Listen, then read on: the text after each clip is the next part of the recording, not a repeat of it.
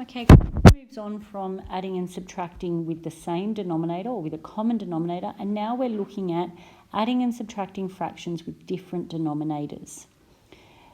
So in order to be able to do that, we need to be able to convert one or both fractions to an equivalent fraction so that we do have a common denominator.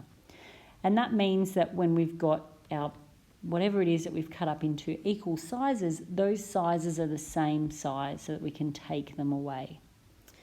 Okay, so with our first, if you think about a pizza, for example, okay, and let's say one person has cut theirs into quarters and one person has cut theirs into eighths.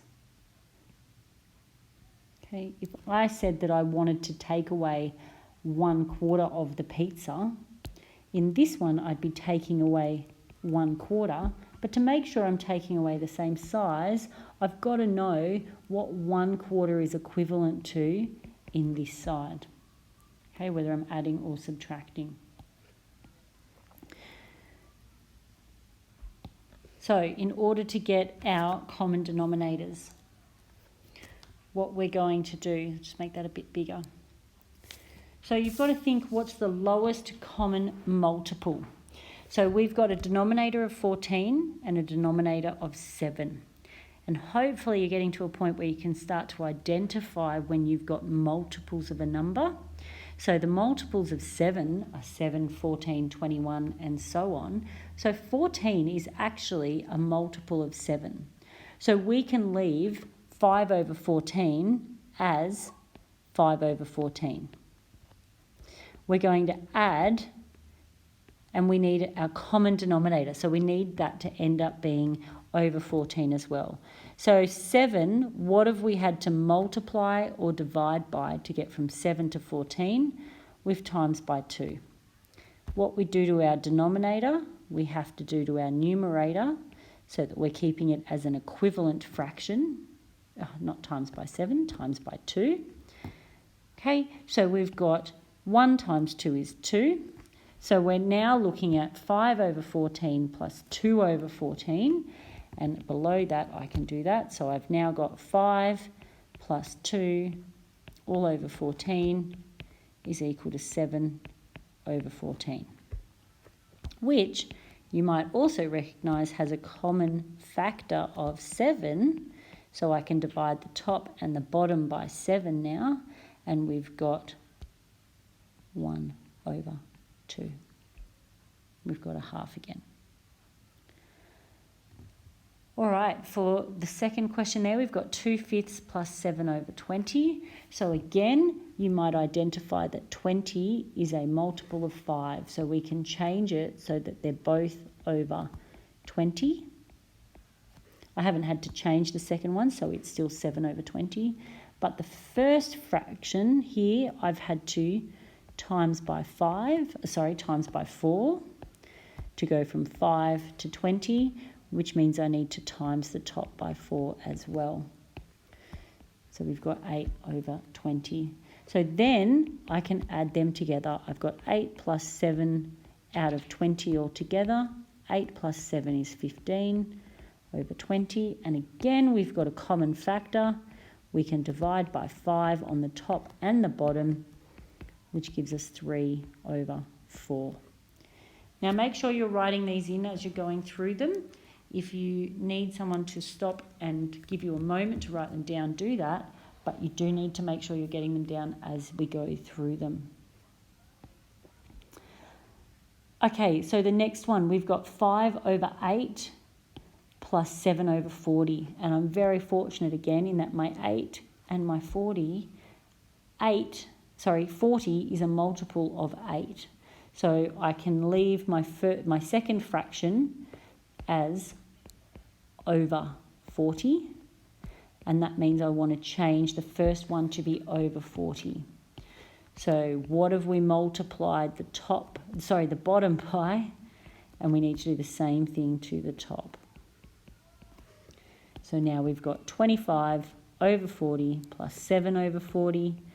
So we're doing 25 plus 7 all over 40 is equal to 32 over 40. And then we're looking for our highest common factor, so the highest number that I can divide them both by, and they're both divisible by 8. So 32 divided by 8 is 4, 40 divided by 8 is 5.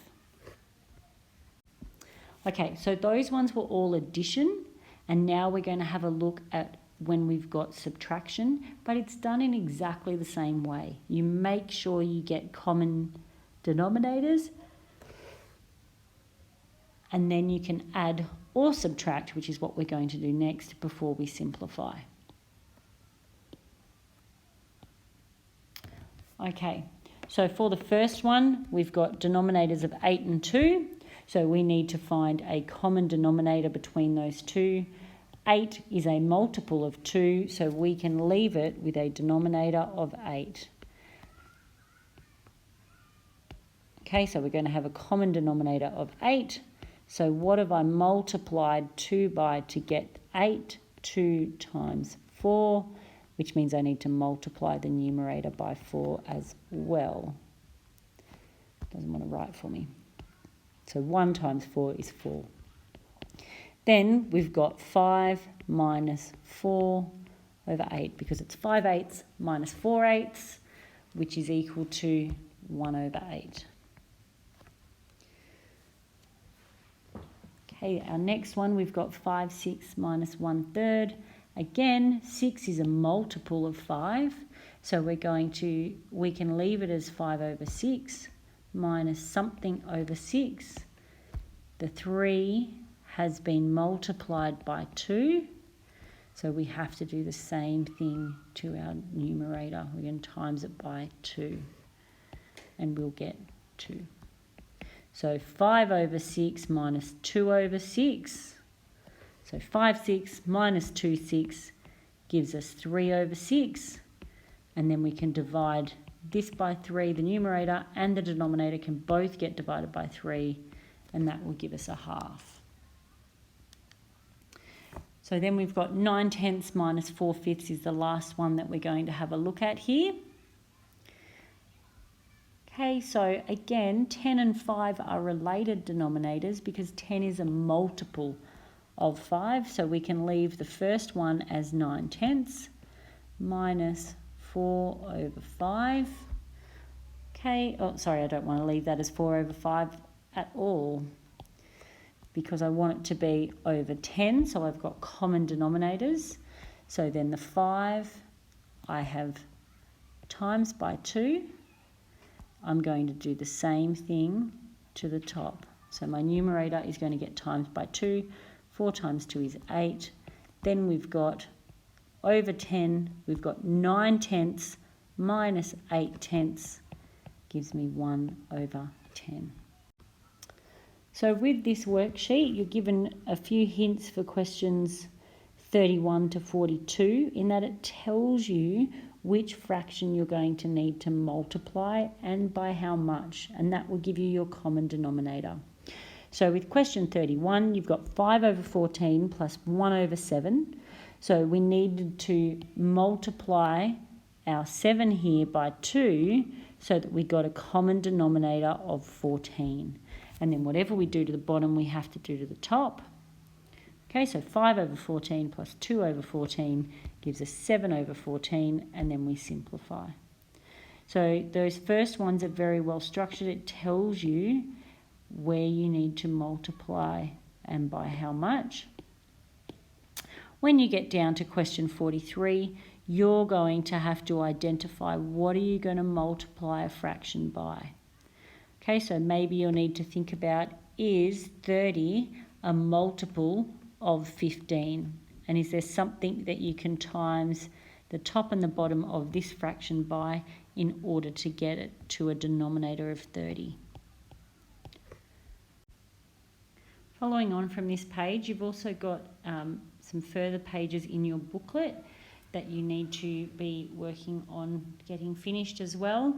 So make sure you're thinking about what are all the steps you need to do to add and subtract when you've got a common denominator, and what are all the steps you need to do when you've got to add and subtract with a different denominator.